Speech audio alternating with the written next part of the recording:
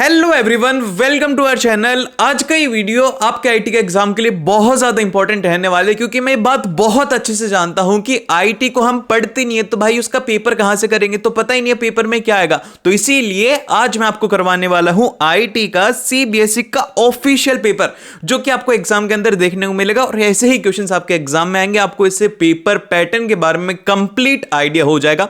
और अगर आपको आईटी का फुल सिलेबस रिवाइज करना है, वो ऑलरेडी करवा दिया है, तो आप लोग जाकर देख सकते हो। और कंप्यूटर एप्लीकेशन वालों और एआई वालों, आपके लिए भी बहुत ही जल्द वीडियो आने वाला है, तो मेक श्योर कि आप भी सब्सक्राइब रखें। तो उसी के साथ में हम लोग बिना टाइम वेस्ट के स्टार्ट करते हैं, लेकिन लाइक शेयर एंड सब्सक्राइब कर देना है। इस वीडियो को सभी अपने दोस्तों के साथ में शेयर कर देना जिनका कि आईटी का पेपर है। तो फिर चलिए स्टार्ट करते हैं।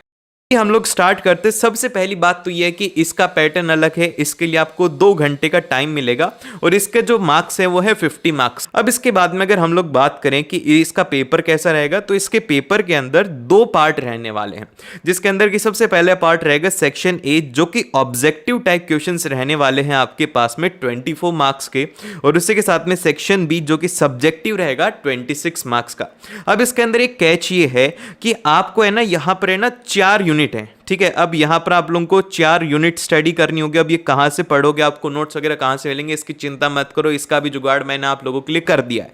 मैंने एक सेपरेट आप लोगों के लिए इसकी प्लेलिस्ट बना दी है, तो इस प्लेलिस्ट को जाकर के देखो और अपना सिलेबस जल्दी से जाकर के इसमें खत्म कर लो। नोट्स वगैरह आपको सब कुछ इसमें A1 क्वालिटी का मिल जाएगा, जैसा कि आपको पूरे इंटरनेट पे कहीं पे भी नहीं मिलने वाला। इसका लिंक आपको डिस्क्रिप्शन में मिल जाएगा। अब अगर हम लोग बात करें हमारे सेक्शन ए की, तो जो सेक्शन ए है, सेक्शन ए के अंदर आपको क्वेश्चन 4 देखने को मिलेंगे, लेकिन उनमें आप लोगों को अलग अलग जैसे कि 6 क्वेश्चंस पूछे जाएंगे और उन 6 क्वेश्चंस में से आपको कोई भी 4 क्वेश्चन का आंसर करना है। इस तरीके से आप लोगों का ये पेपर पैटर्न रहेगा।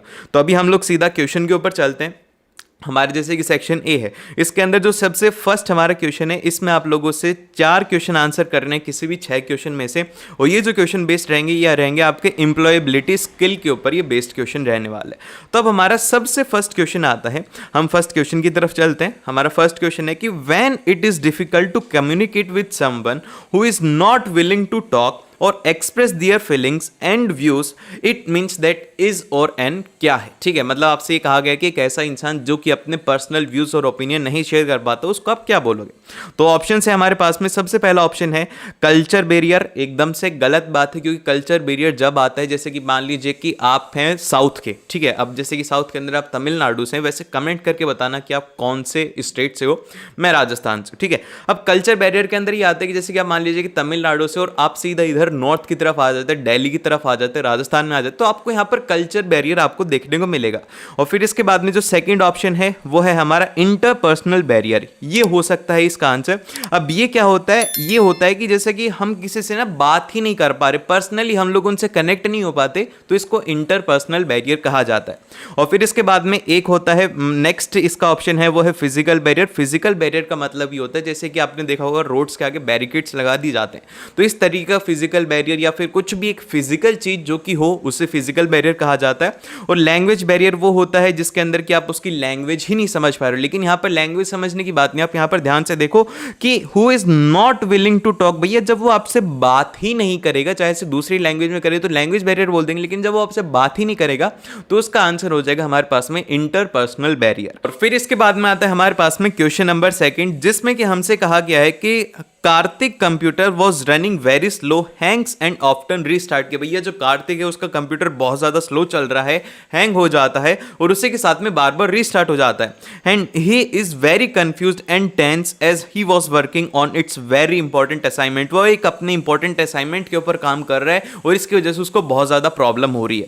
And Kartik friend gave him following suggestions, identify who have given him a genuine suggestion. आपको कुछ सजेशंस बतानी, सिंपल से क्वेश्चन ये है कि आपको ये बताना है कि आपका अगर कंप्यूटर स्लो चल रहा है तो आपको क्या करना चाहिए। तो यहां पर जो सबसे पहला है वो है राधा। राधा उसे बोलती है कि रीस्टार्ट योर मशीन। नहीं, ये रीस्टार्ट करने का सिस्टम जब होता है, रीबूट जब किया जाता है, जब सिस्टम के ऊपर लोड ज्यादा हो जाए या फिर सिस्टम कहीं पर हमारा स्टक हो जाते हैं, उस केस के अंदर हम उस मशीन को रीस्टार्ट करते हैं, जिससे कि उसकी जो कैशे फाइल होती है वो रिमूव हो जाए और फिर से उसको बूट कर पाए।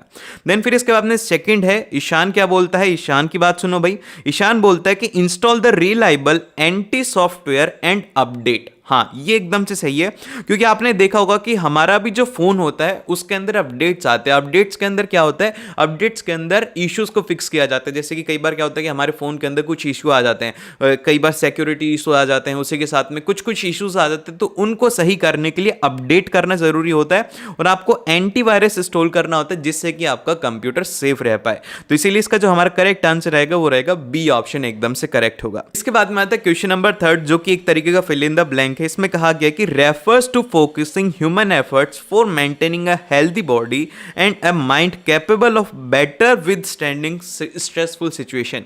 कि भैया आप एक ऐसी चीज बताओ जिससे कि जो हमारा हेल्दी बॉडी हो और उसी के साथ में जो हमारा माइंड है वो स्ट्रेसफुल सिचुएशन को आसानी से हैंडल कर पाए, तो हम इसे क्या बोलेंगे। तो यहां पर क्या आ रहा है, एक वर्ड आप ध्यान से देखोगे तो वो आ रहा है यहां पर स्ट्रेसफुल सिचुएशन। तो यहां पर क्या हो रहा है, एक तरीके का स्ट्रेस हो रहा है। तो जब कभी भी स्ट्रेस होता है तो इसको सही करने के लिए हम लोग बोलते हैं स्ट्रेस मैनेजमेंट को कहा जाता है, कि जो भी स्ट्रेसफुल सिचुएशन को आप मैनेज कर लोगे। तो इसीलिए इसका जो करेक्ट आंसर होगा वो होगा हमारे पास में बी ऑप्शन। और बाकी का सेल्फ मोटिवेशन उसके लिए होता है कि आपको काम करने की इच्छा होनी चाहिए, जैसे कि आप लोगों को पढ़ने की इच्छा होनी चाहिए, सेल्फ अंदर से मोटिवेशन होना चाहिए कि भाई मुझे बोर्ड्स के अंदर अच्छा ही स्कोर करना है, वो होता है। सेल्फ अवेयरनेस का मतलब ये होता है कि आप लोगों को खुद से अवेयर हो जाओ, जैसे कि आपको पता है कि ये काम गलत है, ये काम सही है, तो वो सेल्फ अवेयरनेस होती है। और उसी के साथ में हम लोग चलते हैं नेक्स्ट क्वेश्चन की तरफ, जो कि है हमारा क्वेश्चन नंबर 4। अब क्वेश्चन नंबर 4 में हमसे कहा गया है कि high expectation from self can live with a chronic anxiety and stress thus leading to a stress. ठीक है, अब देखो यहां पर क्या हो रहा है कि इसमें ये कहा जा रहा है कि अगर मान लीजिए कि आप है ना अपने आप से बहुत ही ज्यादा उम्मीद लगाए बैठे हो, जैसे कि आप उम्मीद लगाए बैठे हो कि भाई मैं भैया आज है ना मैं स्टडी नहीं कर रहा, मैं पिछले 3-4 महीनों से बिल्कुल भी स्टडी नहीं कर रहा, और मैंने ना उम्मीद लगा ली कि ये जो एक वीक बाकी है ना, इस वीक के अंदर है ना मैं ना कुछ भी करके सोऊंगा नहीं, खाऊंगा नहीं, मैं तो 98% अचीव करूंगा। भाई ये पॉसिबल ही नहीं, क्योंकि आपने पूरे साल भर स्टडी नहीं की और आप अभी खा भी नहीं रहे हो, पी भी नहीं रहे हो, और आप ऐसा करके नहीं कर सकते। तो ऐसी जो सिचुएशन होती है इसके अंदर क्या होगा, आपका मेंटल स्ट्रेस यहां पे बढ़ जाएगा, क्योंकि आप मेंटली यहां पर स्टेबल नहीं रह पाओगे और आप बार बार एक एक चीज के बारे में सोचोगे, तो यहां पर आपको प्रॉब्लम होने वाली है। इसके बाद में आता है हमारे पास में क्वेश्चन नंबर 5। अब क्वेश्चन नंबर 5 में हमसे कहा गया है कि which of the following is or are a myth about entrepreneurship. की भैया एंटरप्रेन्योरशिप होती है उसके लिए क्या क्या चीजें होती हैं जो कि एक तरीके की मिथ हैं। सबसे पहला तो है कि needs a lot of money. ये सबसे बड़ी मिथ और यही सबसे बड़ा बहाना है उन लोगों का जिन लोगों के पास में एक्सक्यूज होते हैं कि भैया हमें बिजनेस करना है लेकिन हमारे पास में पैसा नहीं है। एंटरप्रेन्योरशिप के अंदर ऐसा कुछ भी नहीं होता, उसमें आपको ज़्यादा पैसा नहीं चाहिए होता, बहुत मिनिमम आपको चाहिए होता है। तो ये एकदम से सही हो गया। फिर सेकेंड ऑप्शन है कि must have a great idea. नहीं यार, ये भी एकदम से गलत बात है, ये भी एक मिथ है, क्योंकि आप लोगों का अगर आइडिया भी एवरेज है, बस आप एक बार उसे इंप्लीमेंट करने लगो तो आपका आइडिया ऑटोमेटिकली गुड होने लग जाता है। देन फिर इसके बाद में नेक्स्ट है कि should know everything about business. कि भैया बिजनेस अगर हम लोग एंटरप्रेन्योरशिप अगर हम स्टार्ट कर रहे हैं तो हमें बिजनेस के बारे में A to Z नॉलेज होनी चाहिए। हमें फाइनेंशियल्स भी पता होना चाहिए, हमें डेट्स भी पता होनी चाहिए, हमें शीट्स भी पता होनी चाहिए, हमें ये सब कुछ पता होनी चाहिए। ऐसा जरूरी नहीं है, क्योंकि ये सब चीजें स्टार्टिंग में काम ही नहीं आती। स्टार्टिंग में आपको इनिशियली अपने एफर्ट्स डालने होते हैं जिससे कि आपकी कंपनी ग्रो करे। तो इसीलिए हमारा जो ऑप्शन हो जाएगा डी हो जाएगा, क्योंकि इसके अंदर सारी बातें एकदम से सही बोली गई हैं। फिर इसके बाद में आता है नेक्स्ट क्वेश्चन, जो कि है हमारा क्वेश्चन नंबर 6, जिसमें कि हमसे कहा गया है कि name the organization that has the suitable development goals. की एक ऐसी ऑर्गेनाइजेशन जिसके पास में सस्टेनेबल जो डेवलपमेंट गोल्स हैं वो हों। तो यहां पर एक ही ऑर्गेनाइजेशन है जो कि है हमारी यूनाइटेड नेशन। अब इसके बाद में आता है इसका क्वेश्चन नंबर 1, जिसमें कि हमसे कहा गया कि विच वन इज नॉट। अब यहां पर ध्यान रखो कि इसके अंदर गलती आप लोगों से ये होगी, एग्जाम के अंदर यही होती है हमसे कि हम लोग नॉट को नहीं पढ़ते। जैसे आप नोट को पढ़ो उसको सर्कल कर लिया करो या फिर उसे अंडरलाइन कर लिया करो, ठीक है। अब इसके बाद में क्या आता है कि which one is not the tab of insert index table window of the writer document की, जिससे कि हम लोग आसानी से इंसर्ट नहीं कर सकते। तो यहां पर एकमात्र एक ही ऑप्शन है, क्योंकि पूरा थ्योरेटिकल है, तो इसका जो आंसर हो जाएगा वो हो जाएगा हमारे पास में रॉ। तो इसका डी ऑप्शन एकदम से हमारे पास में करेक्ट हो गया।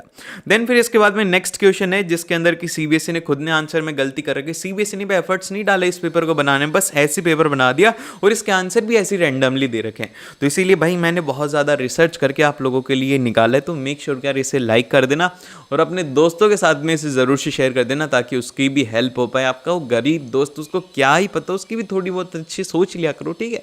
तो अब हमारा क्वेश्चन आता है इसका सेकंड पार्ट। अब इसके सेकंड पार्ट के अंदर कहा गया कि in the custom style each filled on the structure line represent a blank space in a document। कि भैया यहाँ पर आप लोगों को ये बताना है कि एक कस्टम स्टाइल है जिसके अंदर की each field जो है वो किसको रिप्रेजेंट करते हैं, ब्लैंक स्पेस को रिप्रेजेंट करने की बात की जा रही है। तो ब्लैंक स्पेस यहाँ पर रिप्रेजेंट किया जाता है वाइट से। यहाँ पर ध्यान रखो, ये आएगा इसका ऑप्शन नंबर बी। अब ये अगर आप गूगल करोगे तो आपको कुछ जगह के ऊपर वाइट मिलेगा और कुछ लोगों ने एज इट इज इसको कॉपी करके सीबीएसई ने अपनी आंसर के अंदर ए ऑप्शन दिया है। लेकिन आपकी जो बुक है, आपकी बुक है, उसके अकॉर्डिंग जो इसका आंसर रहेगा वो रहेगा बी ऑप्शन, एकदम से करेक्ट रहेगा क्योंकि ये एरर हो सकता है। देन फिर इसके बाद में आता है हमारे पास में क्वेश्चन नंबर थर्ड।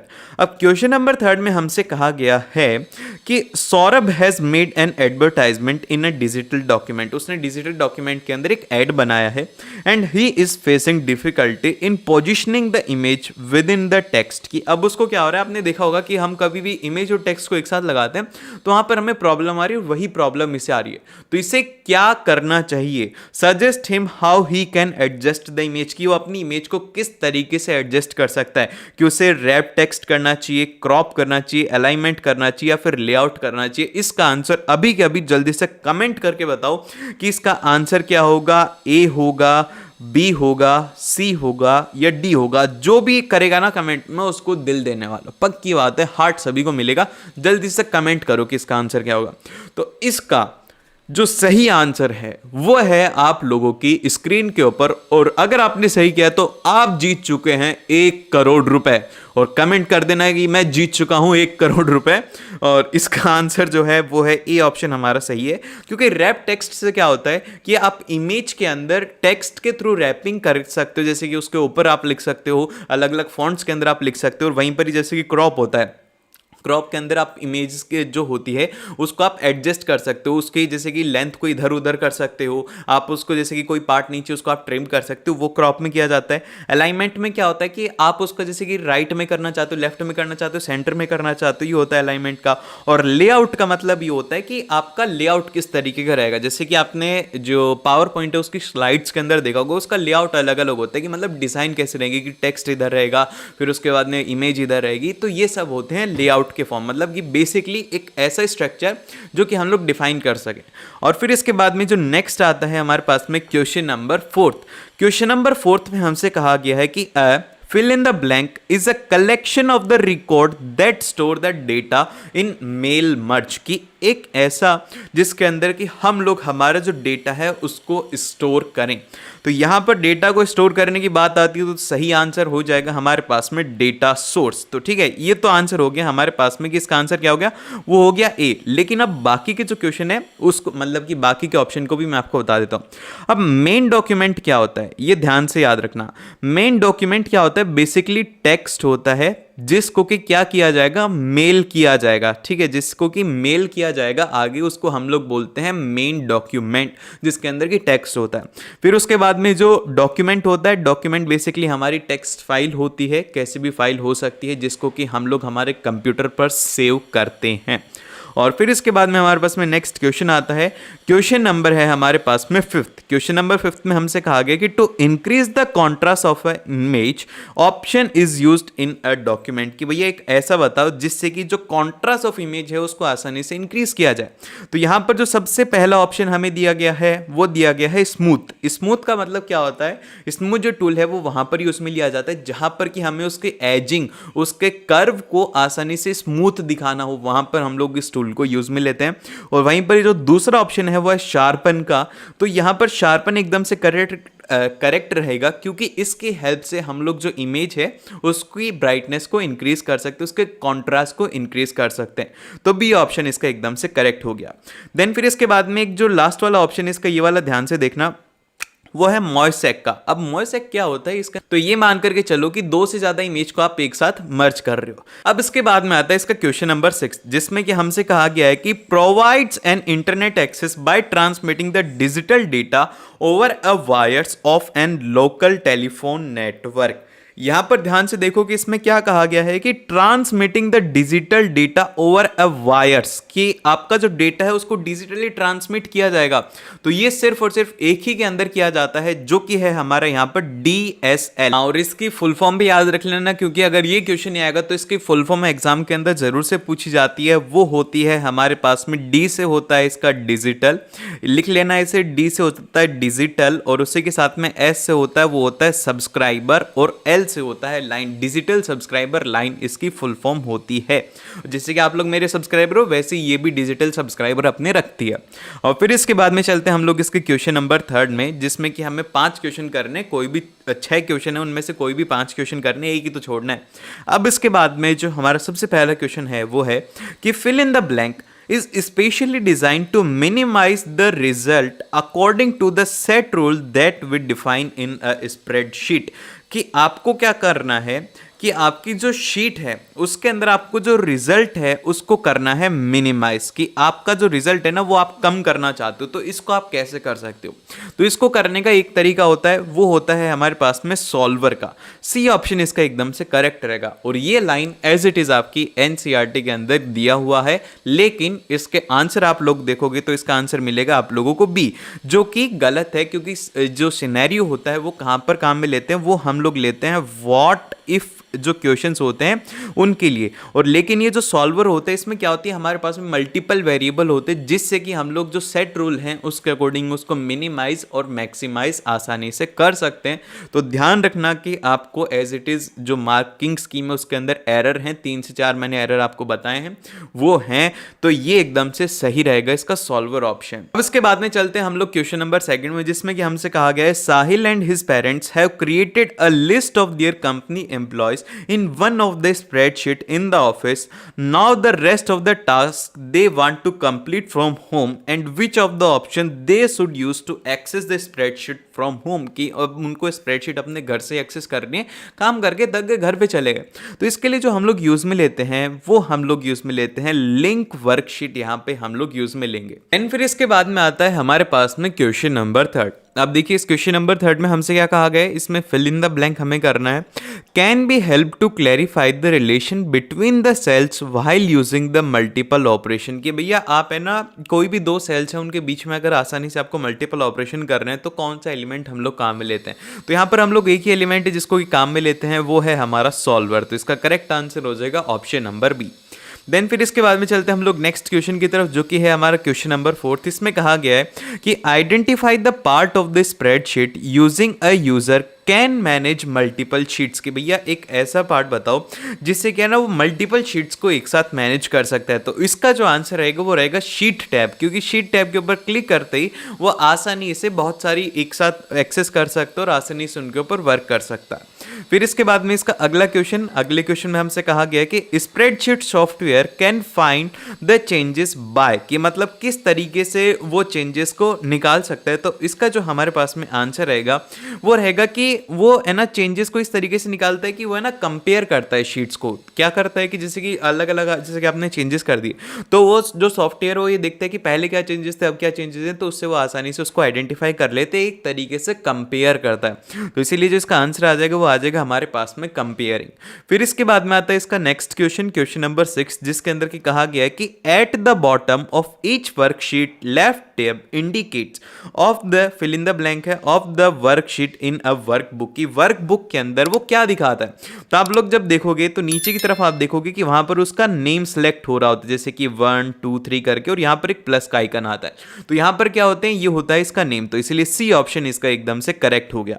फिर इसके बाद में आता है हमारे पास में क्वेश्चन नंबर 4। क्वेश्चन नंबर 4 में हमें कोई भी 5 क्वेश्चन करने हैं 6 में से। इसका सबसे पहला क्वेश्चन है, फर्स्ट क्वेश्चन है कि it enables the user to view enter or change the data directly in the database object. की भैया एक ऐसी चीज जिसके थ्रू की आसानी से एडिट भी किया जा सके, मतलब देखा भी जा सके, एंटर भी किया जा सके और उसको चेंज भी किया जा सके। तो ये सब काम हम लोग कर सकते हैं सिर्फ और सिर्फ एक से, वो है फॉर्म से। तो इसका ऑप्शन नंबर सी हमारे पास में हो गया एकदम से करेक्ट। अब अगर हम लोग बात करें बाकी के ऑप्शन की, तो बाकी के ऑप्शन क्या होते हैं हमारे पास में? जो सबसे पहला ऑप्शन है वो है रिपोर्ट का। तो रिपोर्ट क्या होता है? रिपोर्ट के अंदर बेसिकली हमारे पास में पूरा कंक्लूजन आ जाता है डेटाबेस का कि भैया क्या है इसके अंदर, क्या सिनेरियो इसमें हम लोग कर सकते हैं। फिर उसके बाद में अगर हम लोग बात करें नेक्स्ट क्वेश्चन की, जो कि है इसका क्वेश्चन नंबर सेकंड। अब इसके क्वेश्चन नंबर सेकंड में हमसे क्या कहा गया है? अब देखो यार, थोड़ी सी पीछे से कंस्ट्रक्शन की नॉइस आ रही होगी भाई, ये इन लोगों ने ना इतना दिमाग खराब कर रखा है, जैसे ही वीडियो बनाने बैठूंगा वैसे बाहर मशीन लगाने लग जाएंगे। इतना अच्छा माइक खरीदा, उसके बाद भी अगर इनकी आवाज आई ना तो मेरे को गुस्सा बहुत आता है। चलो छोड़ो, कोई बात नहीं, अभी हम लोग करते हैं। There are fill in the blank है types of relationship in a table of a database. कितने तरीके की रिलेशनशिप होती है? वो वाली रिलेशनशिप नहीं जिसकी तुम बात करो वो गलत होती है। अभी यहाँ पर जो बात करी जा रही है वो करी जा रही है डेटाबेस की, ठीक है। तो डेटाबेस के अंदर हमारे पास में 3 तरीके की रिलेशनशिप होती है। सबसे पहली कौन सी रिलेशनशिप होती है? ध्यान से देखना, बहुत काम आएगी। सबसे फर्स्ट जो है वो है 1 to 1, ठीक है, 1 to 1 रिलेशनशिप होती है। दूसरी होती है 1 to many, ठीक है, और फिर तीसरी होती है मैनी टू मैनी, ठीक है। ये मैं लिख दिया, अरे समझ गए ना, समझ रहे हो ना, बस यही बात काफ़ी है। फिर इसके बाद में हमारे पास में नेक्स्ट क्वेश्चन आता है, क्वेश्चन नंबर 3, जिसमें कि हमसे कहा गया है कि relational database uses fill in the blank commands which is a standard user application that provides an easy programming interface for the database interaction. कि एक ऐसी लैंग्वेज जिससे कि आपका जो रिलेशनल डेटाबेस क्या है वो है रिलेशनल डेटाबेस की यहां पर बात करी जा रही है। तो रिलेशनल डेटाबेस के अंदर हम लोग जो लैंग्वेज यूज में लेते हैं ना, तो ये पाइथन होती है। पाइथन वगैरह को देख करके कंफ्यूज मत होना, सिंपल सी हम लोग लेते हैं SQL। और फिर इसके बाद में आता है हमारे पास में अगला क्वेश्चन, क्वेश्चन नंबर 4। अब क्वेश्चन नंबर 4 में हमसे कहा गया है कि Suraj wants to create a database for his clients and for this purpose she needs to store the email IDs of his client. अब देखो यहां पर इसमें गलती क्या कर दी, ही को यहां पर शी बना दिया। छोड़ो, ये तो छोटी छोटी गलतियां, तो आंसर में गलतियां कर रखी हैं। और फिर इसके बाद में आते हैं कि which data type should be used to accomplish this purpose, कि भैया उसको कौन सा डेटा यहां पर मतलब कि किस तरीके का डेटा उसको स्टोर करना चाहिए। सबसे पहला ऑप्शन है हमारा वो है यहां पर न्यूमेरिक। अब देखो न्यूमेरिक कहां पर यूज में लिया जाता है? जहां पर कि हमें नंबर से स्टोर करने होते हैं। तो यहां पर क्या है, उससे स्टोर करना है, उससे करनी है ईमेल आईडीज, ठीक है। तो ये एकदम से गलत हो गया। फिर उसके बाद में वर्चर यहां पर एकदम से इसका करेक्ट ऑप्शन हो जाएगा, बी ऑप्शन एकदम से सही हो जाएगा। और वहीं पर अगर बाइनरी की बात करें तो बाइनरी के अंदर हम लोग बेसिकली थोड़ा बड़ा जो लार्ज ऑब्जेक्ट डेटा है उनको हम लोग स्टोर करते हैं। और ये बूलियन के अंदर क्या करते हैं हम लोग? बूलियन के अंदर हम लोग ट्रू और जो फॉल्स होते हैं उसको स्टोर किया जाता है इसके अंदर, ठीक है। ध्यान रखना कि किस में क्या स्टोर किया जाता है, क्योंकि एग्जाम के अंदर ये ना करके इससे रिलेटेड आ सकते हैं कि आपसे ये नहीं पूछेगा, वर्चर नहीं पूछेगा, आपसे पूछ लेगा बूलियन के अंदर आप क्या स्टोर करते हो, ठीक है। फिर इसके बाद में आता है इसका क्वेश्चन नंबर 5, जिसमें कि हमसे कहा गया है कि Geet has written the SQL query in SQL view and but he doesn't know how to execute the query using the keyboard key, suggest him the shortcut to complete the task। भैया simple सा है कि अगर आपको execute करना है उसे तो आप सिंपल सा F5 को यहां पर प्रेस कर देंगे, और डी ऑप्शन इसी के साथ में यहां पर इसमें करेक्ट होता है। फिर इसके बाद में आता है हमारे पास में इसका क्वेश्चन नंबर 6, जिसके अंदर कि हमसे कहा गया है कि a table can only have primary की टू एक्सेस अ डेटाबेस। तो यहां पर कितनी प्राइमरी की हो सकती है? सिर्फ और सिर्फ एक प्राइमरी की हो सकती है, क्योंकि जो डेटा है उसको एक ही बार हम एक्सेस कर सकते हैं। अगर हम लोग ज्यादा प्राइमरी की बना देंगे तो हम लोग उस डेटा को आसानी से एक्सेस नहीं कर पाएंगे, वहां पर हमें एरर दिखने लग जाएगा और हम उसे एग्जीक्यूट नहीं कर पाएंगे। अब क्वेश्चन नंबर 5 के अंदर भी आप लोगों को 5 क्वेश्चन करने 6 में से, और इसका सबसे पहला क्वेश्चन है fill in the blank key is an accessibility feature that assist the peoples having the difficulties in using the keyboard and mouse. अब इसका आंसर आप लोग मेरे को जल्दी से कमेंट करके बताओ कि इसका आंसर क्या होगा। अभी मैक्सिमम स्टूडेंट्स का यहां पर जो आंसर रहेगा, गलती होगी यहां पर, वो होगी कि भैया ये होगी हमारे पास में बी, क्योंकि स्टिकी कीज होती है ना, वो आसानी से एक्सेस नहीं कर पाते, यूज में रहते। लेकिन यहां पर ध्यान से देखो कि डिफिकल्टी है उनको कि वो कीबोर्ड और माउस को यूज नहीं कर सकते, कीबोर्ड और माउस को यूज नहीं कर सकते, तो इनके लिए स्पेशल कीज को फॉर्म किया जाता है। वो होती हैं सीरियल कीज, जो कि कीबोर्ड और माउस नहीं होते। इनपुट के लिए अलग टाइप की कीज बनाई जाती हैं, जैसे कि वो उसके अंदर मैंने पढ़ा था प्लिफ होती हैं शायद, और इस तरीके की कीज होती हैं, जो कि मैं आपको जब हम इसका डिटेल में स्टडी करेंगे तो और बता दूंगा। और फिर इसके बाद में जो नेक्स्ट आता है कि Anisha is an the wild life photographer and she wants to create her website where she can update the pictures, discuss about the different event, reviews, announcements, news etcetera, suggest her the suitable option to complete the task. भैया उसे ना ये सब कुछ काम करना है जिसके अंदर कि वो अपने रिव्यूज भी दे सके, अलग अलग इवेंट्स के बारे में भी डिस्कस कर सके। तो ऐसा कहाँ पे हो सकता है? ऐसी जो चीज़ें होती हैं वो होती हैं ब्लॉग में, ठीक है। ब्लॉग के अंदर क्या कर सकते हो आप? रिव्यू भी कर सकते हो, आप सब कुछ कर सकते हो। और व्लॉग में भी यही होता है। ब्लॉग क्या होता है? रिटर्न होता है। और जो हमारा व्लॉग होता है वो जो जैसे कि वीडियो फॉर्म के अंदर व्लॉग वो होता है जिसके अंदर की जैसे कि वीडियो है। तो ये तो एक एजुकेशनल वीडियो, वहीं पर अगर मैं आपको दिखाने लग जाऊं कि गाइस ये मेरा सेटअप है, गाइस मैं ऐसे वीडियो बनाता हूं, गाइस ऐसे, गाइस ये, गाइस तो ये, गाइस करके जो होता है वो होता है व्लॉग। और फिर इसके बाद में इसका जो थर्ड होता है हमारे पास में, थर्ड क्वेश्चन है वो है कि which of the following is not a web browser. यहां पर ध्यान से देखना क्या बोला गया है, नॉट ए वेब ब्राउजर। तो अब जैसे ही हम लोग देखेंगे कि हमने अच्छे से नहीं पढ़ा विच of the following is web browser, तो हम ए टिक करके आ जाएंगे और सही भी दिया हुआ है, जो कि गलत है। यहां पर सी ऑप्शन एकदम से करेक्ट हो जाएगा क्योंकि गूगल एक सर्च इंजन और बाकी के सब ब्राउजर हैं। और फिर इसके बाद में जो नेक्स्ट क्वेश्चन आता है वो आता है कि which of the following is the best example of a strong password. Strong password वो होता है, अभी ध्यान रख लेना, जिसके अंदर कि आप लोगों को नंबर देखने को मिले, उसके अंदर आपको अल्फाबेट देखने को मिले। अब अल्फाबेट जो हैं वो कैसे हों, वो आप लोगों के एक तो कैपिटल में हो और स्मॉल केस के अंदर हो। फिर उसके बाद में उसमें स्पेशल कैरेक्टर भी होने चाहिए, और उसके अंदर स्पेशल कैरेक्टर ज़्यादा भी हो सकते हैं, कम भी हो सकते हैं। अगर ये सब हैं तो वो एक स्ट्रॉन्ग पासवर्ड है। तो सबसे पहले वाले के अंदर नंबर है, एकदम से गलत है। सेकेंड वाले के अंदर अगर आप देखोगे तो इसमें नंबर भी हैं और अल्फाबेट्स भी हैं, स्मॉल केस में भी हैं, अपर केस में भी हैं, और उसी के साथ में स्पेशल कैरेक्टर भी हैं और नंबर्स भी हैं। तो ये एकदम से स्ट्रॉन्ग पासवर्ड हो गया। बी ऑप्शन इसका एकदम से करेक्ट हो गया। और एक बार कमेंट करके बताना कि क्या आपको अपनी जो आईडीज हैं उनका पासवर्ड याद है। मैं तो भैया हर बार फॉरगेट पासवर्ड करके ये ना रखता हूँ, क्योंकि भाई साहब बहुत सारी आइडिया होती है, भूल जाता हूँ मैं तो यही होता है। और पासवर्ड कौन याद रखता है आजकल? गूगल याद रखता है बस। और फिर इसके बाद में हमारे पास में नेक्स्ट क्वेश्चन आता है जो कि है क्वेश्चन नंबर 5, जिसमें कि हमसे कहा गया है कि Bharat has set up his company with the 20 computers in a building. के भैया उसने क्या करा है, 20 कंप्यूटर एक ही बिल्डिंग में लगा दिए हैं। And he wants to connect all the computer together, which type of network is the best suitable for this purpose. अब ये जो क्वेश्चन है ये बहुत ही ज़्यादा इंपॉर्टेंट है। मैक्सिमम चांसेस है कि ऐसा क्वेश्चन आ जाएगा। अब ये नहीं आएगा लेकिन इससे कोई भी आ सकता है। सबसे पहला जो हमें ऑप्शन दिया गया है वो दिया गया है लैन का। अब जो लैन का ऑप्शन है वो एकदम से करेक्ट है, क्योंकि लोकल एरिया नेटवर्क होता है जिसके अंदर कि हम लोग एक बिल्डिंग के लिए इसे यूज में लेते हैं। जैसे कि बिल्डिंग के अंदर अगर 50 कंप्यूटर है तो हम लोग इसे यूज में लेते हैं। इसकी फुल फॉर्म होती है लोकल एरिया नेटवर्क। और वहीं पर अगर बात करें बी ऑप्शन की, तो जो कि होता है वाइड एरिया नेटवर्क, वैन होता है। ये हम लोग वहां पर काम में लेते हैं जहां पर कि हमें कंट्री टू कंट्री कम्युनिकेट करना होता है। जैसे कि इंडिया को अमेरिका से कम्युनिकेट करना है तो यहां पर वाइड एरिया नेटवर्क को यूज में लिया जाता है। आपको लगता है कि जो इंटरनेट है ये वायरलेस है, नहीं, पूरा का पूरा वायर्ड है ये। और ये कंप्यूटर है, बेसिकली इंटरनेट कुछ भी नहीं है। इंटरनेट एक कंप्यूटर है जिसके अंदर की सारी चीजें स्टोर होती हैं और उससे आप अपने फोन से एक्सेस कर सकते हो। आपने कभी सोचा है कि ये जो इंटरनेट है इसकी साइज कितनी है? मैं आपको बताता हूं, इसकी साइज है 6 क्वांटिलियन बाइट्स। ठीक है, 6 क्वांटिलियन बाइट्स इसका डेटा है जो कि हर दिन प्रोसेस करता है। ठीक है, समझ रहे हो, बहुत ही ज़्यादा बड़ा डेटा है। और हमारे जो जीबी है ना तो इसके सामने बच्चा भी नहीं है, इतना छोटा है ये जीबी, मतलब इतना बड़ा डेटा है ये। और इसी के साथ में अगर हम लोग बात करें पैन की, तो पैन याद रखना, पैन होता है पर्सनल एरिया नेटवर्क। ये कहाँ पे होता है? ये होते हैं जैसे कि मेरा कंप्यूटर है उसके थ्रू मेरा माउस कनेक्टेड है, उसके थ्रू जैसे कि मेरा ब्लूटूथ कनेक्टेड है, तो ये होता है पर्सनल एरिया नेटवर्क जिसके अंदर की पर्सनल चीज़ें ही कनेक्टेड होती हैं। और फिर इसके बाद में नेक्स्ट आता है मैन। ये होता है मेट्रोपोलियन एरिया नेटवर्क। इसके अंदर क्या होता है कि एक सिटी से दूसरी सिटी के बीच में कनेक्ट किया जाता है। जैसे कि दिल्ली को कनेक्ट किया जाएगा जयपुर से, तो इनको किसके थ्रू किया जाएगा? मैन के थ्रू।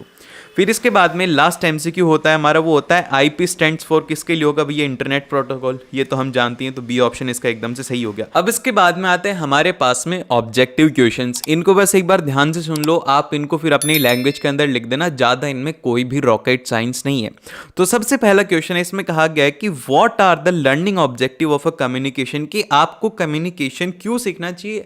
तो ये एक सबसे पहला रीज़न ये है कि हमें ना आपस में बात कर पाएँ। अब बात क्या होती है, बेसिकली मैं कुछ बोलता हूँ तो वहाँ पर मेरा कुछ ओपिनियन होता है, मैं आपको कुछ डेटा बताता हूँ, उसी तरीके से आप भी कुछ बोलते हो, वो एक डेटा होता है। एक तरीके से कंप्यूटर की लैंग्वेज में तो हम लोग डेटा ही ट्रांसफर कर रहे हैं, मैं जो बोल रहा हूँ ये डेटा है, मैं सेंड कर रहा हूँ, आप इसे रिसीव कर रहे हो, तो ये होता है। अब अगर हम लोग इसे कंप्यूटर लैंग्वेज में देखें तो ये होता है कि सेंडिंग, रिसीविंग और अंडरस्टैंडिंग द मैसेज और द इंफॉर्मेशन, कि आप भेज भी सकते हो, सुन भी सकते हो, मतलब कि सेंड भी कर सकते हो, रिसीव भी कर सकते हो, कोई भी इंफॉर्मेशन हो गया, कोई भी मैसेज हो गया। फिर इसके बाद में जो इसका सेकंड पॉइंट है कि development of an the interpersonal skills, की आप आसानी से इंटरपर्सनल स्किल्स को डेवलप कर सकते हो, जिससे कि आप आसानी से किसी से कम्युनिकेट कर पाओगे, अपनी बातों को रख पाओगे। और ये यहाँ पर इंटरपर्सनल है, इंटरपर्सनल स्किल्स नहीं है। फिर इसके बाद में थर्ड पॉइंट है कि to express the effectively with the maximum efficiency, कि आप है ना आसानी से अपने आइडियाज़ को एक्सप्रेस कर पाओ इफेक्टिवली। अब इसके बाद में आते हैं हमारे पास में क्वेश्चन नंबर 7। क्वेश्चन नंबर 7 बड़ा ही इंटरेस्टिंग क्वेश्चन है, ध्यान से सुना। वो ये है कि why do we say that the entrepreneur should be a open minded, कि एक एंटरप्रेन्योर को ओपन माइंडेड क्यों होना चाहिए। क्योंकि देखो, आप ध्यान से देखना, आपके आसपास में जो भी सक्सेसफुल लोग होंगे वो है ना सभी से रेस्पेक्टफुली बात करेंगे और उनकी बात को गौर से सुनेंगे, क्योंकि उनका ये मानना होता है कि कहीं ये आदमी ऐसी बात ना बता दे जो कि हमें ना पता हो। तो इसीलिए ना ध्यान से उन लोगों के साथ में रहना सीखो जो कि ऐसे, जिनका ओपन माइंडेड होता है, वो नए नए सॉल्यूशंस के लिए आपकी बात सुनेंगे पूरी पूरी। जैसे कि एपीजे अब्दुल कलाम थे, वो स्टूडेंट्स की हर एक बात को सुनते थे, और आजकल के टीचर कुछ ही नहीं सुनते, अरे मैं सही हूँ, अरे कहाँ हो सही, ठीक है, अरे छोड़ो अब इन सब बातों को। तो अब हम लोग बोलेंगे इसका आंसर क्या रहेगा, आंसर के ऊपर फोकस करो, इन सब बातों के ऊपर नहीं। ये है कि the smartest and the most successful peoples welcomes the new idea and diverse the prospective, allowing them to see the more opportunities ahead of them and the better solution to the problems, कि उनका ऐसे करने से क्या होता है, उनको अच्छे सॉल्यूशंस मिल पाते हैं, उनको ज़्यादा चीज़ें अच्छे से समझ में आ पाती है। देन फिर इसके बाद में हम लोग चलते हैं नेक्स्ट क्वेश्चन की तरफ, जो कि है हमारा क्वेश्चन नंबर 8। क्वेश्चन नंबर 8 के अंदर हमसे कहा गया कि how is the self regulation connected to the ability to work independently, कि आप ये बताओ कि सेल्फ रेगुलेशन जो है वो कैसे कनेक्ट रहता है कि आप आसानी से इंडिपेंडेंटली उसे वर्क कर पाओ। और ये सारे के सारे जो क्वेश्चन हैं ये हैं 2 मार्क के, और इनमें आपको सिर्फ और सिर्फ 2 पॉइंट लिखने हैं, इससे ज़्यादा लिखने की ज़रूरत नहीं है। तो अब हम लोग यहाँ पर बोलेंगे, इसका आंसर जो रहेगा हमारे पास में वो ये रहेगा कि the ability of work independently can be enhanced by being self regulated. अगर आपको जैसे कि खुद के ऊपर, जैसे कि मान लो कि आपको इंडिपेंडेंटली वर्क करना है, आपको किसी की भी नहीं सुननी, तो आपको सबसे पहले तो एक तो डिसिप्लिन के अंदर रहना पड़ेगा, सेल्फ रेगुलेटेड रहना पड़ेगा, आपको खुद के नियम कायदे बनाने होंगे कि इतने बजे उठना है, इतने बजे काम करना है, आपके ऊपर कोई भी बॉस नहीं है, तो आपको खुद का बॉस बनना पड़ेगा। फिर इसके बाद में आता है कि self regulation guides independent individuals as it help them to consider long term consequences rather than just transient feeling, कि भैया यहाँ पर जो सेल्फ रेगुलेशन है वो क्या होता है कि जो भी इंडिपेंडेंट इंडिविजुअल्स होते हैं उनको हेल्प करता है कि उनका जो लॉन्ग टर्म विजन है, लॉन्ग टर्म कॉन्सिक्वेंसेज हैं, वो उनको आसानी से मिल पाए उस फीलिंग के साथ में।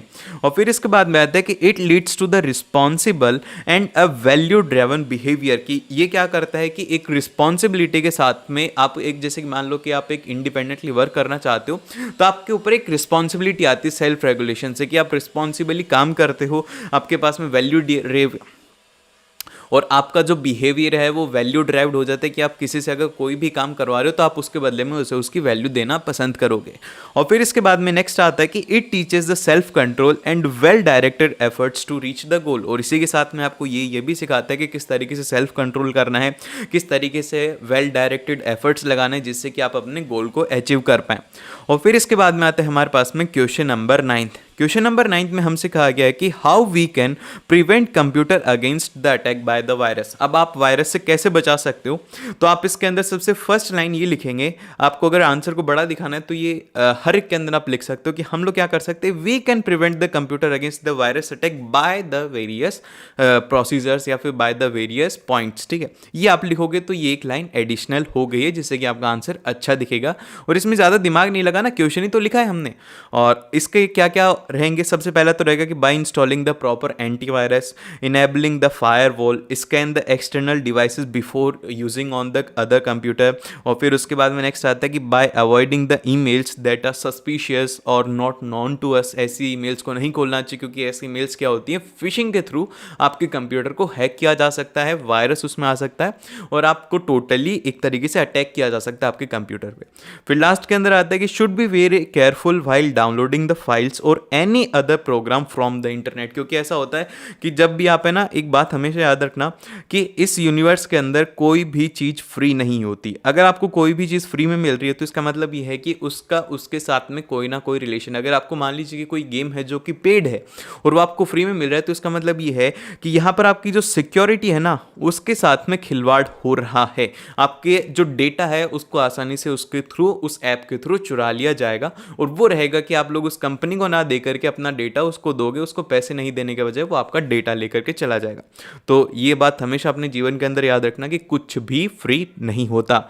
और फिर इसके बाद में आता है क्वेश्चन नंबर 10, जिसके अंदर कि हमसे कहा गया है कि green economy promotes the sustainable development. Justify the statement कि भैया ग्रीन इकोनॉमी है वो कैसे सस्टेनेबल डेवलपमेंट को प्रमोट करती है। तो हम लोग इसका आंसर लिखेंगे कि the focus of the green growth strategy is ensuring that the natural assets can deliver the full economic potential on a sustainable basis। कि भैया बेसिकली जो हमारे ये जो क्या बोल रहे हैं हम लोग ग्रीन इकोनॉमी, इसके थ्रू क्या है कि आप लोगों को ऐसी चीज़ों को प्रमोट करना है, ऐसी चीज़ों को करना है जिससे कि हमें ना पूरा पूरा पोटेंशियल ले पाए सस्टेनेबल चीज़ों का। जैसे कि आप मानो, मैं आपको एक बात बताता हूँ कि जो हमारी सोलर एनर्जी है ना, सोलर हमारे पास में इतनी तगड़ी एनर्जी है कि अगर सभी के घर पे सोलर लग जाए तो एक पैसा भी तो बिल का नहीं आएगा और उसी के साथ में हम लोग हमारे इक्विपमेंट्स को आसानी से यूज़ करवाएंगे। अभी हम लोग यूज़ में लेते हैं, मम्मी बोलती है बंद कर दो उस फैन को, क्यों बार बार ऐसे चला रखा है, बिल आएगा। तो ऐसा होता है, इसलिए होता है क्योंकि हम टोटली उसके ऊपर डिपेंड हैं। अगर हम ये टोटली ग्रीन चले जाएंगे तो हमें उसकी चिंता ही नहीं रहेगी। ठीक है, समझ रहे हो मेरी बात। और फिर इसके बाद में नेक्स्ट आता है हमारे पास में, नेक्स्ट इसका पॉइंट है कि that potential includes the provision of a critical life support services, जैसे कि क्लीन वाटर हो गया, एयर हो गया, and the resilient biodiversity needs to be supported food production and the human health. और उसी के साथ में जैसे कि अगर हम ग्रीन इकोनॉमी में जाएंगे तो इससे क्या होगा, हमें क्लीन एयर मिलेगी, क्लीन वाटर मिलेगा और हमारी जो बायोडाइवर्सिटी है वो भी अच्छी रहेगी, जिससे कि हमारा जो ह्यूमन जो लाइफ है उसको सपोर्ट मिलेगा। इसीलिए यहाँ पर ग्रीन जो इकोनॉमी है वो प्रमोट करती है सस्टेनेबल डेवलपमेंट को।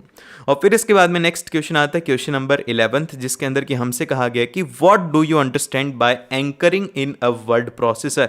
एंकरिंग का मतलब क्या होता है? एंकरिंग की सिंपल से डेफिनेशन बताने तो हम लोग लिखेंगे कि anchoring refers to the reference point for the graphics and this point could be a page or a frame where the object is paragraph or even a character and image always has been a anchor point। Anchoring basically reference point को कहा जाता है। अब reference point कुछ भी हो सकता है, टेक्स्ट भी हो सकता है, या फिर जिस तरीके से मैं बोलूँ कि ये डॉट भी हो सकता है, या फिर ये हमारी एक सुंदर सी इमेज भी हो सकती है, ये कुछ भी हो सकता है। इसको हम लोग बोल सकते हैं एंकर पॉइंट। ठीक है, और फिर इसके बाद में हम लोग चलते हैं नेक्स्ट क्वेश्चन नंबर 12 के ऊपर।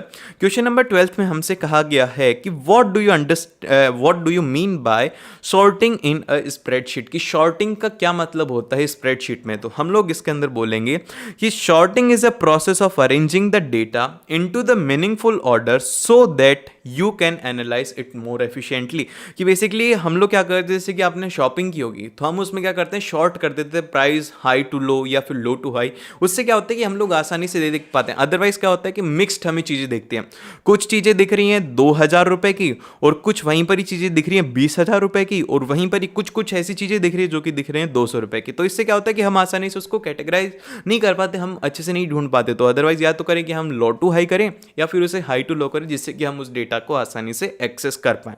देन फिर इसके बाद में जो नेक्स्ट आता है हमारे पास में क्वेश्चन नंबर 13, इसमें हमसे कहा गया है कि state any 4 etiquettes to be allowed while chatting on the internet. कि आप अपने दोस्त को चैट कर रहे हो तो कौन से ऐसे एटिकेट्स होने चाहिए आपके अंदर जो कि आपको फॉलो करने चाहिए। सबसे पहला जो एटिकेट है वो है हमारा message should be short and to the point. उसके बाद में आता है इसका सेकंड पॉइंट, जो कि है हमारे पास में कि always introduce your self by name if the screen name doesn't reflect it. Basically ये कहा गया है कि आप अपने रियल आइडेंटिटी के साथ में रहो, फेक आइडेंटिटी इसमें मत बनाओ। और फिर इसके बाद में आता है हमारे पास में क्वेश्चन नंबर 12, जिसके अंदर कि हमसे कहा गया है कि how is the goal seek different from the solver in spreadsheet. ये ध्यान से सुनो क्योंकि ये आपको कंफ्यूज करेगा एग्जाम के अंदर। तो हम लोग सबसे पहले बात करते हैं गोल सीक क्या होता है। तो goal seek determines what the value needs to be input in a cell to achieve the described result in a formula cell as it allow varying the value for one cell. Basically goal seeking के अंदर क्या होता है कि हमारे पास में ये रहता है कि इनपुट हमारे पास में रहता है और हमें डिजायर्ड रिजल्ट का पता होता है। जैसे कि गोल सीक हम लोग कहाँ पर काम में लेते हैं, जैसे कि आपको एक कंपनी आपकी, मान लीजिए कि आप एक बहुत बड़े बिलियन डॉलर की कंपनी के मालिक हैं, और जैसे कि आपके Q1 का रिजल्ट आ गया। Q1 का मतलब ये होता है कि 4 महीने का रिजल्ट आ गया कि आपने इसमें 40 करोड़ रुपए कमाए। और फिर उसके बाद में Q2 का रिजल्ट आया कि आपने इसमें 36 करोड़ रुपए कमाए। फिर उसके बाद में Q3 का रिजल्ट आता है कि आपने इसमें 42 करोड़ रुपए कमाए। तो अब आप बताओ कि Q4 के अंदर क्या होगा, कितना कमाओगे। तो बेसिकली ये क्या होता है कि हम लोग प्रीवियस डेटा को यूज करके नेक्स्ट डेटा को प्रेडिक्ट करते हैं और हम इसे आसानी से एक वैल्यू को वेरी कर सकते हैं। ये मतलब होता है गोल सेकिंग का कि हम पिछले वाले डेटा को यूज में लेकर के इसमें लगाते हैं। और वहीं पर ही जो सॉल्वर होता है, सॉल्वर में क्या होता है, सॉल्वर हमें कहता है कि solver can be solve the equation that uses the several variables so it can be used to determine what values needs to be enter in the multiple input cell to achieve the desired result। मतलब describe result लेने के लिए आप multiple input cell ले सकते हो, लेकिन वहीं पर इसके अंदर क्या होता है, सिर्फ और सिर्फ आप एक सेल ले सकते हो। और फिर इसके बाद में आता है क्वेश्चन नंबर 15, जिसमें कि हमसे कहा गया है कि डिफरेंशिएट बिटवीन द प्राइमरी की एंड फॉरेन की। अब इसमें डिफरेंशिएट क्या करना है, प्राइमरी की मतलब इंडियन वाले लोग, फॉरेन मतलब फॉरेन वाले लोग। ऑस्ट्रेलिया याद है ना, वो होते हैं फॉरेन। अरे नहीं यार, गलत लग रहा है ना, हाँ तो ये गलत ही है। सही आंसर क्या है इसका, सही आंसर हम लोग कहेंगे कि a primary key is a unique value that identifies a row in a table. कि भैया प्राइमरी की का मतलब क्या होता है कि एक रो को एक टेबल के अंदर अगर हम लोग आइडेंटिफाई कर रहे हैं तो वो होती है प्राइमरी की। और वहीं पर अगर बात करें whereas the foreign key identifies a column or the set of column in one table that refers to the table or the set of column in an another table. ठीक है, basically primary की में हम लोग रो को refer करते हैं और वहीं पर जो फॉरेन की है उसके अंदर हम लोग कॉलम को करेंगे या फिर सेट ऑफ कॉलम को करेंगे उस टेबल के, या फिर हम लोग किसी और जो दूसरी रेफरेंस टेबल है उसको भी वहां पर रेफर कर सकते हैं। और फिर इसके बाद में जो नेक्स्ट है, ये वाला पॉइंट इसका याद रखना कि a table can have only primary key but a table can have multiple foreign key. Primary key एक ही रहेगी और जो फॉरेन की हैं वो मल्टीपल हो सकती हैं। इसमें आपसे MCQ भी पूछा जा सकता है कि what is the importance of a healthy lifestyle, give any 4 points. कि हेल्दी लाइफस्टाइल रखने के क्या फ़ायदे। तो सबसे पहला है कि हेल्दी ईटिंग हैबिट्स होनी चाहिए। क्या क्या होता है, मतलब कि बेसिकली हाँ कि कैसे आप कर सकते हो हेल्दी लाइफ को। तो अच्छी आपके खाने की हैबिट्स होनी चाहिए, फिजिकल एक्टिविटी होनी चाहिए, स्ट्रेस मैनेजमेंट आपका होना चाहिए, साउंड स्लीप आपकी होनी चाहिए। ये 5 पॉइंट, अरे 4 ही पॉइंट है, इनको याद रख लो। और फिर इसके बाद में जो नेक्स्ट है वो है क्वेश्चन नंबर 17, जिसके अंदर कि हमसे कहा गया है कि what do you understand by the term that is table of content and list the characteristic of a good table of content in a word processor. I think कि ये जो क्वेश्चन है ये है 3 मार्क का, और बाकी के अभी तक के जो क्वेश्चन थे वो थे 2 मार्क के, और बाकी के आप पेपर में देख ही लेना, आपको नीचे लिंक मिल जाएगा। तो अब हम लोग यहाँ पर क्या करेंगे, इसको हम लोग लिखेंगे कि the table of content is a snapshot of the heading and the page number in your document and doesn't automatically update itself as you make changes. It acts as a map for the users. Basically यहाँ पर table of content क्या होता है, आपके जैसे कि index होती है ना, वैसे ही होता है। अगर आप कोई भी, जैसे कि मान लीजिए कि आप PPT बना रहे हो, तो क्या होता है कि इसके अंदर आपका पूरा ये रहता है कि क्या क्या चीज़ें हैं, किस तरीके से, जैसे कि सबसे फर्स्ट इंट्रोडक्शन है, फिर सेकंड टॉपिक, फिर थर्ड टॉपिक, उसके फिर सब टॉपिक, फिर उसके बाद में टॉपिक, इस तरीके का यहाँ पे ये रहता है हमारा टेबल ऑफ कंटेंट। अब गुड टेबल ऑफ कंटेंट की क्या क्या क्वालिटीज़ रहेंगी, उसकी क्वालिटी ये रहेगी कि it should be easy to read. आसानी से पढ़ने में आना चाहिए। और फिर इसके बाद में नेक्स्ट आता है कि इट शुड बी ऑर्गेनाइज्ड, और उसका ऑर्गेनाइज अच्छे से होना चाहिए, उसका फॉर्मेट प्रॉपरली होना चाहिए। और फिर इसके बाद में आता है कि it must be accurate and easily accessible होना चाहिए, एक्यूरेट होना चाहिए। और फिर इसके बाद में it should be given after the title and the copyright page, और इसको जैसे कि किसके बाद में देना चाहिए वो आप याद रख लेना, टाइटल और कॉपीराइट पेज के बाद में टेबल ऑफ कंटेंट आता है। अब इसके बाद में आता है क्वेश्चन नंबर 18। तो हमारे पास में क्वेश्चन नंबर 18 इस तरीके से है कि explain the term scenario in relation to the spreadsheet with example, कि आपको स्प्रेडशीट के मतलब कि स्प्रेडशीट में हम लोग सिनेरियो क्या बोलते हैं वो बताना। तो मैं आपको अगर मोटी मोटी भाषा के अंदर समझाऊं तो सिनेरियो क्या होता है, बेसिकली एक व्हाट इफ वाला क्वेश्चन होता है। मतलब क्या हुआ भैया, मतलब इसका ये हुआ कि अगर ये हुआ तो क्या होगा, अगर ये है तो क्या होगा। समझे मेरी बात? नहीं समझे? और एक एग्जांपल अच्छे से समझाता हूँ। जैसे कि मान लो कि आप है ना एक बैंक के अंदर पैसे डिपॉजिट करने के लिए जाते हो। आज आप जाते हो, आप बोलते हो कि भाई साहब मेरे पास में 20 लाख रुपए हैं, मेरे को अगर आप लोग, वो बोलते हैं कि सर हम आपको 7% इंटरेस्ट देंगे और आपको 10 साल बाद में इतना पैसा होकर के मिल जाएगा। तो आप क्या करते हो, वहीं पर एक क्रॉस क्वेश्चन करती हो कि अगर 7% ना हो करके मान लीजिए कि किसी ईयर अगर मेरा 6% हो जाता है, अगर मान लो कि आप डिक्रीज कर दो 6% तो क्या होगा, या अगर आप इंक्रीज कर दो तो क्या होगा। ऐसी जो सिचुएशन होती है इसको हम लोग बोलते हैं सिनेरियो। समझ गए?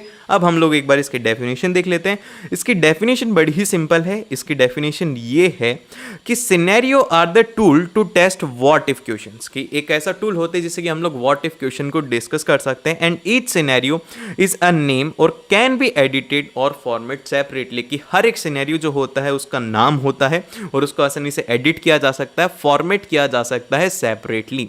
और फिर इसके बाद में आता है कि when you print the spreadsheet only the content of the currently active scenario is printed, कि भैया जैसे कि मान लो कि हमारे पास में दो सिनेरियो कि सर या तो आपको 7% इंटरेस्ट मिलेगा या फिर 8% मिलेगा, लेकिन जब वो प्रिंट होगी तो उनमें से बस एक ही यहाँ पर हमारे पास में प्रिंट होगा।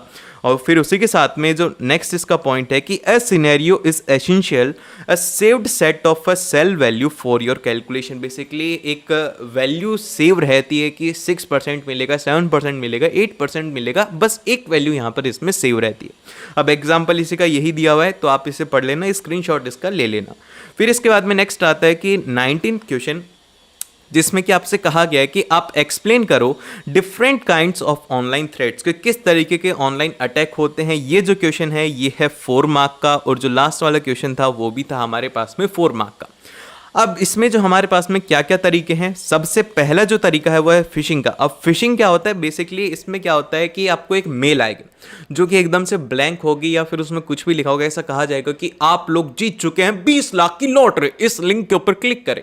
मेरे पास में दिन में ऐसे 20 मेल आती रहती है जिनके अंदर लिखा रहता है कि आप जीत गए हैं 10 लाख की लॉटरी, इसके ऊपर क्लिक करें। फिर इसके बाद में जो नेक्स्ट आता है वो आता है मेलवेयर का। अब मेलवेयर के अंदर क्या होता है कि malware is a malicious software such as spyware, ransomware, viruses and a worm. और बेसिकली क्या होता है कि मेलवेयर कहीं से भी आ सकता है, जैसे कि कोई ने आपको पेन ड्राइव दे दी, आपको नीचे गिरी हुई पेन ड्राइव मिल गई, या फिर आपको कोई सीडी मिल गया, फिर आपने कोई फाइल डाउनलोड कर ली, तो एक ऐसा सॉफ्टवेयर रहेगा जो कि क्या करेगा, आपके ना जैसे कि आपके कंप्यूटर के अंदर ना रैंडमली चीज़ें होने लग जाएंगी, आपका डेटा ब्रीच कर जाएगा, आपका कंप्यूटर हैंग होने लग जाएगा। तो ऐसी चीज़ें यहाँ पर होने लग जाती हैं और आपका डेटा फ्रीज हो सकता है।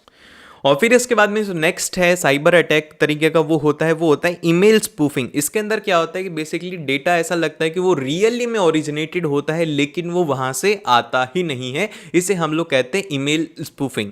और फिर इसके बाद में जो नेक्स्ट आता है वो आता है क्वेश्चन नंबर 20, जिसके अंदर कि हमें कहा गया कि explain the term referential integrity why it is important in a database. तो सबसे पहले हम लोग इसकी डेफिनेशन देखते हैं जो कि है हमारे पास में referential integrity is used to maintain the accuracy and the consistency of a data in a relationship or in a base. Data can be linked between two or more tables with the help of the primary key or the foreign key constants. Basically इसका कहने का मतलब ये है कि यह आपकी accuracy को और आपकी consistency को डेटा के अंदर जो रिलेशनशिप है उसके साथ में मेंटेन रखता है, कि प्राइमरी को सेकेंडरी के साथ मतलब प्राइमरी और फॉरेन की का कंस्टेंट को आसानी से उनके बीच में रिलेशन कर देता है, जिससे कि आप डेटा को आसानी से एक्सेस कर पाओ और आसानी से उसे एडिट कर पाओ।